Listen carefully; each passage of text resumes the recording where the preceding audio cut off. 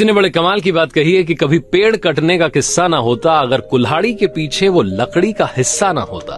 ये कहानी है रामायण के उस भाग की जब प्रभु श्री राम का तीर जाकर के रावण की नाभि में लगा।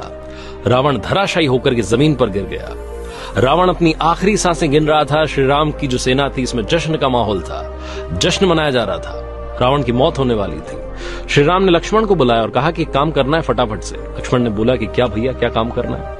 तो श्री राम ने कहा कि एक काम करो, फटाफट से रावण के पास जाओ, वो महाज्ञानी है, उससे ज्ञान लेकर के आओ, क्योंकि अगर वो मर गया तो तुम्हें वो ज्ञान नहीं मिल पाएगा जो रावण के पास है। लक्ष्मण हंसने लगे। उन्होंने कहा कि भैया क्या मजाक है, रावण जो कि घमंडी अहंकारी है, जिसने भाभी का अपहरण किया था, उस रावण से आप ज्ञान लेने के लिए कह रहे हैं? श्री राम ने कहा कि मेरा आदेश है, मानना पड़ेगा।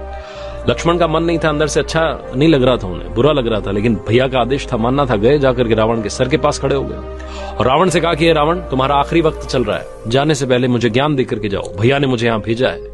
जो लक्ष्मण की आवाज में तुनक थी, जो गुस्सा था, वो रावण को पसंद नहीं आया। रावण ने सर फेर लिया।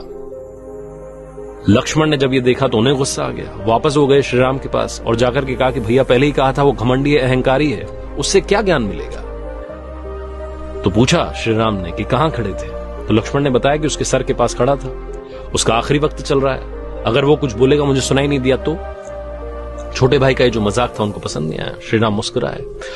अब की बार श्री राम खुद चले गए, कुछ बोले नहीं, जाकर के रावण के चरणों में बैठ गए, उसे नमस्कार किया और कहा कि हे लंकापति रावण, आप महाज्ञानी हैं, लेकिन आपसे एक भूल हो गई थी। आपने मेरी पत्नी का अपहरण कर लिया था, जिसकी सजा मैंने आपको दी है।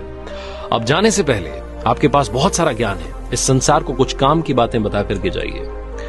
रावण ने कहा कि पहली बात तो मुझे बड़ा अच्छा लगा कि तुमने अपने भाई को यह सिखा दिया कि संस्कार क्या होते हैं, अनुशासन क्या होता है। गुरु के पास अगर ज्ञान लेने के लिए जाते हैं तो सर के पास खड़े नहीं होते, पैरों में बैठा जाता है।